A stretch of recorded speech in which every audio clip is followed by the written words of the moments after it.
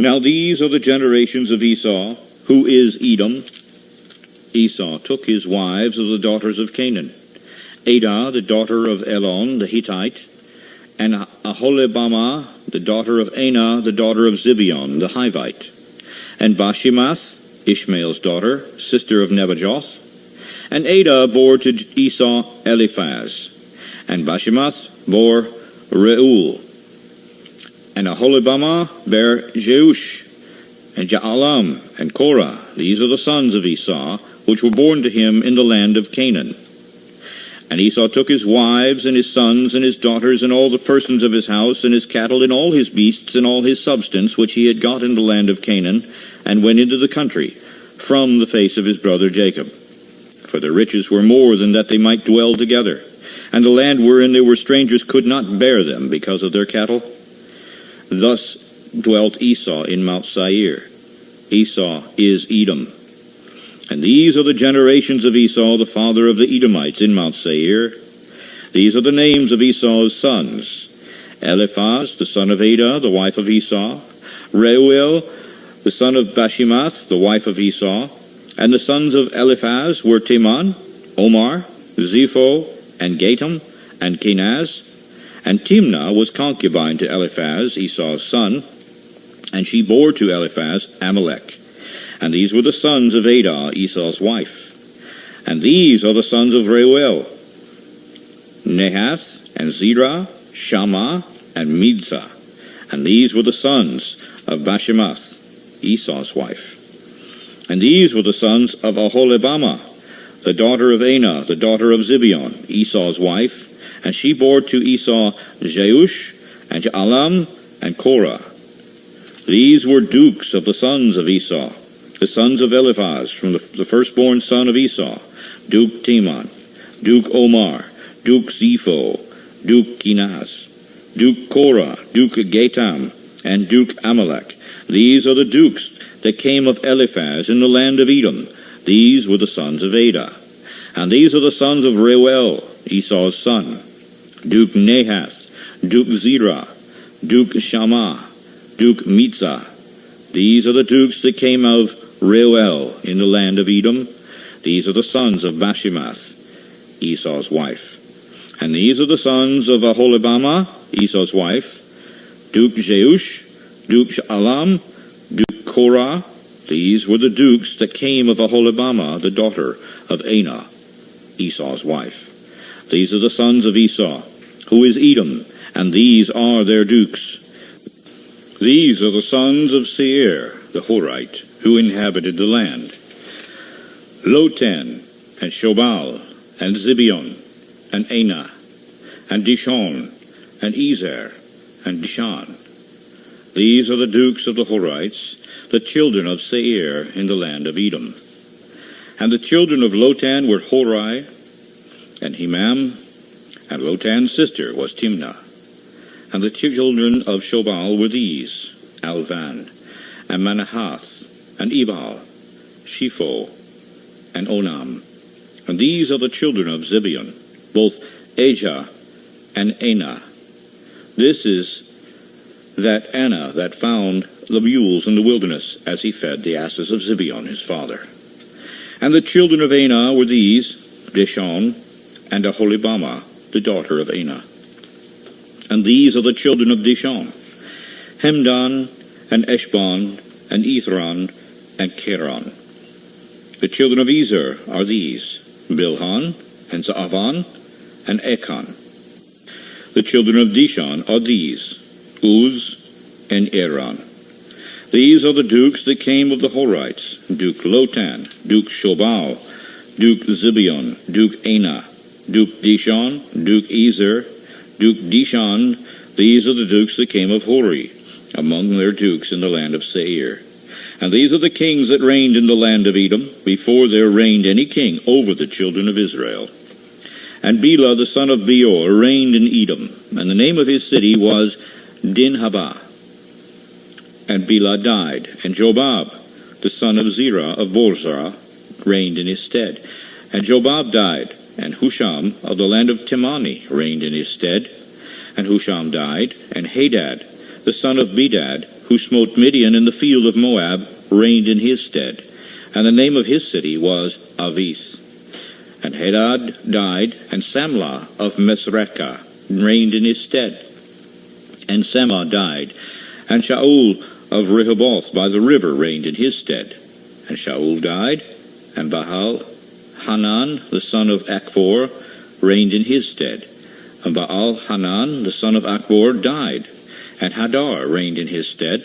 And the name of his city was Pau. And his wife's name was Mehetabel, the daughter of Matred, the daughter of Mezahab. And these are the names of the dukes that came of Esau, according to their families, after their places, by their names: Duke Timnah, Duke Alva, Duke Jethet, Duke Aholibama, Duke Elah, Duke Pinion, Duke Kenaz, Duke Teman, Duke Mibzar, Duke Magtiel, Duke Iram. These are the dukes of Edom, according to their habitations in the land of their possession. He is Esau, the father of the Edomites. End of chapter. Genesis chapter 37. And Jacob dwelt in the land wherein his father was a stranger, in the land of Canaan. These are the generations of Jacob. Joseph, being 17 years old, was feeding the flock with his brethren, and the lad was with the sons of Bilhah, and with the sons of Zilpah, his father's wives. And Joseph brought to his father their evil report. And now Israel loved Joseph more than all his children, because he was the son of his old age, and he made him a coat of colors. And when his brethren saw that their father loved him more than all his brethren, they hated him, and could not speak peaceably to him. And Joseph dreamed a dream, and he told it to his brethren, and they hated him yet the more. And he said to them, Hear, I ask you, this dream which I have dreamed. For behold, we were binding sheaves in the field, and lo, my sheaf arose, and also stood upright, and your sheaf stood round about, and made obeisance to my sheaf. And his brethren said to him, Shall you indeed reign over us, or shall you indeed have dominion over us? And they hated him yet the more for his dreams and for his words. And he dreamed yet another dream, and told it his brethren, and said, Behold, I've dreamed a dream more. And behold, the sun and the moon and the 11 stars made obeisance to me. And he told it to his father and to his brethren. And his father rebuked him, and said to him, What is this dream that you have dreamed? Shall I and your mother and your brethren indeed come to bow down ourselves to you to the earth? And his brethren envied him, but his father observed the saying. And his brethren went to feed their father's flock in Shechem. And Israel said to Joseph, Do not your brethren feed the flock in Shechem? Come, and I will send you to them. And he said to him, Here am I.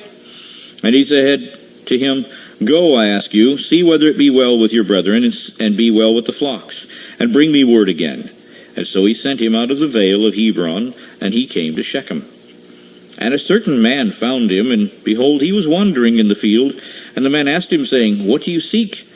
And he said, I seek my brethren. Tell me, I ask you, where they feed their flocks. And the man said, They are departed from here. For I heard them say, Let us go to Dothan. And Joseph went after his brethren, and found them in Dothan. And when they saw him afar off, even before he came near to them, they conspired against him to slay him. And they said one to another, Behold, this dreamer is coming. Come now, therefore, let us slay him and cast him into some pit, and we will say some evil beast has devoured him, and we will see what will become of his dreams. And Reuben heard, and he delivered him out of their hands, and said, Let us not kill him. And Reuben said to him, Shed no blood, but cast him into this pit that is in the wilderness, and lay no hand upon him, that he might rid him out of their hands, to deliver him to his father again. And it came to pass, when Joseph was come to his brethren, that they stripped Joseph out of his coat of colors that was on him, and they took him and cast him into a pit. And the pit was empty, there was no water in it. And they sat down to eat food, and they lifted up their eyes and looked, and behold, a company of Ishmaelites came from Gilead with their camels, bearing spicery and balm and myrrh, going to carry it down to Egypt.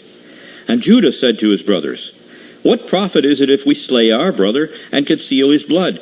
Come, let us sell him to the Ishmaelites, and let not our hand be upon him, for he is our brother and our flesh. And his brethren were content. And then there passed by Midianites, merchantmen, and they drew and lifted up Joseph out of the pit, and sold Joseph to the Ishmaelites for 20 pieces of silver. And they brought Joseph to Egypt. And Reuben returned to the pit, and behold, Joseph was not in the pit.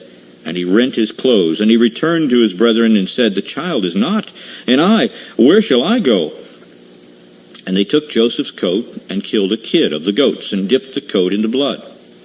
And they sent the coat of colors, and they brought it to their father, and said, This have we found. Know now whether it is your son's coat or not. And he knew it, and said, It is my son's coat. An evil beast has devoured him. Joseph is without doubt rent in pieces. And Jacob rent his clothes, and put sackcloth upon his loins, and mourned for his son many days. And all his sons and all his daughters rose up to comfort him, but he refused to be comforted. And he said, For I will go down into the grave, into my son mourning. Thus his father wept for him. And the Midianites sold him into Egypt to Potiphar, an officer of Pharaoh's and captain of the guard. End of chapter. Genesis chapter 38. And it came to pass at that time that Judah went down from his brethren, and turned into a certain Adulamite, whose name was Hira. And Judah saw there a daughter of a certain Canaanite, whose name was Shua. And he took her, and went into her. And she conceived, and bore a son, and he called his name And she conceived again, and bore a son. And she called his name Onan. And she yet again conceived, and bore a son, and called his name Shelah. And he was at Kezib, and she bore him. And Judah took a wife for his firstborn, whose name was Tamar. And Judah's firstborn, was wicked in the sight of Yahweh, and Yahweh slew him. And Judah said to Onan, Go in to your brother's wife, and marry her, and raise up seed to your brother. And Onan knew that the seed should not be his. And it came to pass, when he went into his brother's wife, that he spilled it upon the ground, lest he should give seed to his brother. And the thing which he did displeased Yahweh. Wherefore he slew him also. Then said Judah to Tamar, his daughter-in-law, Remain a widow at your father's house, till Shelah my son is grown. For he said, Lest peradventure he die also, as his brethren did. And Tamar went and dwelt in her father's house. And in process of time the daughter of Shua, Judah's wife, died. And Judah was comforted, and went up to his sheep shearers to Timnath, him and his friend Hira the Adulamite. And it was told Tamar, saying, Behold, your father-in-law goes up to Timnath to shear his sheep. And she put her widow's garments off from her, and covered her with a veil, and wrapped herself, and sat in an open place, which is on the way to Timnath. For she saw that Shelah was grown, and she was not given to him for a wife. When Judah saw her, he thought her to be a harlot, because she had covered her face. And he turned into her by the way, and said, Come now, I ask you, let me come in to you. For he did not know that she was his daughter-in-law. And she said, What will you give me, that you may come in to me? And he said, I will send a kid from the flock. And she said, Will you give me a pledge till you send it? And he said, What pledge shall I give you? And she said, Your signet, and your bracelets, and your staff that is in your hand. And he gave it to her, and came in to her, and she conceived by him. And she arose, and went away, and laid by her veil from her, and put on the garments of her widowhood. And Judah sent the kid by the hand of his friend the Adulamite, to receive his pledge from the woman's hand. But he did not find her. And then he asked the men of that place, saying, Where is the harlot that was openly by the wayside? And they said, There was no harlot in this place. And he returned to Judah, and said, I cannot find her. And also the men of the place said, that there was no harlot in this place. And Judah said, Let her take it to her, lest we be ashamed. Behold, I sent this kid, and you have not found her. And it came to pass about 3 months after, that it was told Judah, saying, Tamar, your daughter-in-law, has played the harlot. And also, behold, she is with child by whoredom. And Judah said, Bring her forth, and let her be burnt. When she was brought forth, she sent to her father-in-law, saying, By the man whose these are am I with child. And she said, Discern, I ask you, whose are these, the signet, the bracelets, and staff? And Judah acknowledged them, and said, She has been more righteous than I. because that I gave her not to Shelah my son. And he knew her again no more. And it came to pass in the time of her travail that, behold, twins were in her womb. And it came to pass, when she travailed, that the one put out his hand, and the midwife took and bound upon his hand a scarlet thread, saying, This came out first. And it came to pass, as he drew back his hand, that, behold, his brother came out. And she said, How have you broken forth? This breach be upon you. Therefore his name was called Pharez. And afterward his brother came out that had the scarlet thread upon his hand, and his name was called Zara. End of chapter. Genesis chapter 39. And Joseph was brought down to Egypt, and Potiphar, an officer of Pharaoh, captain of the guard, and Egyptian, bought him off of the hands of the Ishmaelites, which had brought him down there. And Yahweh was with Joseph, and he was a prosperous man, and he was in the house of his master the Egyptian. And his master saw that Yahweh was with him, and that Yahweh made all that he did to prosper in his hand. And Joseph found grace in his sight, and he served him, and he made him overseer over his house, and all that he had he put into his hand. And it came to pass from the time that he had made him overseer in his house, and over all that he had, that Yahweh blessed the Egyptian's house for Joseph's sake. And the blessing of Yahweh was upon all that he had in the house and in the field. And he left all that he had in Joseph's hand, and he did not know what he had, except for the bread which he did eat. And Joseph was a goodly person, and well favored. And it came to pass after these things, that his master's wife cast her eyes upon Joseph, and she said, Lie with me. But he refused, and said to his master's wife, My master does not know what is with me in the house, and he has committed all that he has to my hand. There is none greater in this house than I. Neither has he kept back anything from me but you, because you are his wife. How then can I do this great wickedness and sin against Yahweh? And it came to pass, as she spoke to Joseph by day, that he did not listen to her, to lie by her, or to be with her. And it came to pass about this time that Joseph went into the house to do his business, and there was none of the men of the house that were there with him. And she caught him by his garment, saying, Lie with me. And he left his garment in her hand, and fled, and got him out. And it came to pass, when she saw that he had left his garment in her hand, and was fled forth, that she called to the men of her house, and spoke to them, saying, See, he's brought in a Hebrew to us to mock us. He came in to lie with me, and I cried out with a loud voice. And it came to pass, when he heard that I lifted up my voice and cried, that he left his garment with me, and fled, and got him out. And she laid up his garment next to her until his master came home. And she spoke to him according to these words, saying, The Hebrew servant which you've brought to us came unto me to mock me. And it came to pass, as I lifted up my voice and cried, that he left his garment with me and fled out. And it came to pass, when his master heard the words of his wife, which she spoke to him, saying, After this manner did your servant to me, that his wrath was kindled. And Joseph's master took him and put him into the prison, a place where the king's prisoners were bound, and he was there in the prison. But Yahweh was with Joseph, and showed him mercy, and gave him favor in the sight of the keeper of the prison. And the keeper of the prison committed to Joseph's hand all the prisoners that were in the prison, and whatsoever they did there, he was the doer of it. The keeper of the prison looked not to anything that was under his hand, because Yahweh was with him, and that which he did, Yahweh made it to prosper. End of chapter.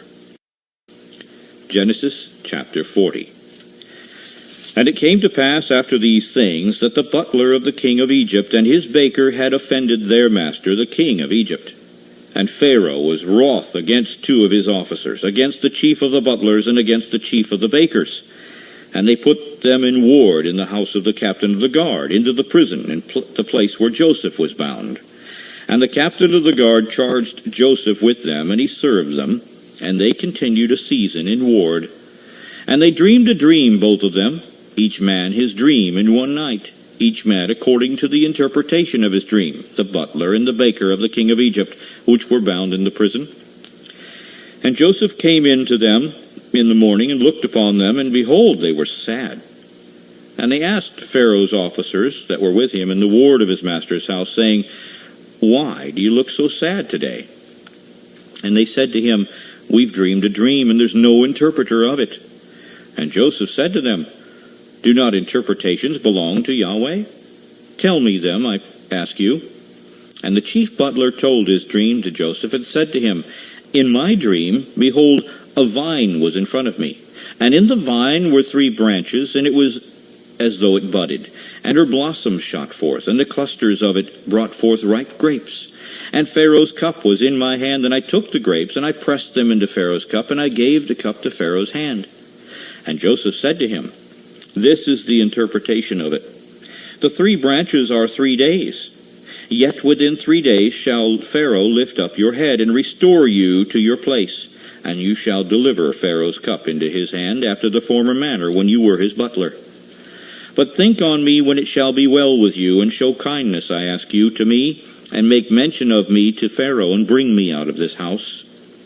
For indeed I was stolen away out of the land of the Hebrews, and here also have I done nothing that they should put me into the dungeon. When the chief baker saw that the interpretation was good, he said to Joseph, I also was in my dream, and I had 3 white baskets on my head, and in the uppermost basket there was all manner of baked meats for Pharaoh, and the birds did eat them out of the baskets on my head. And Joseph answered and said, This is the interpretation of it.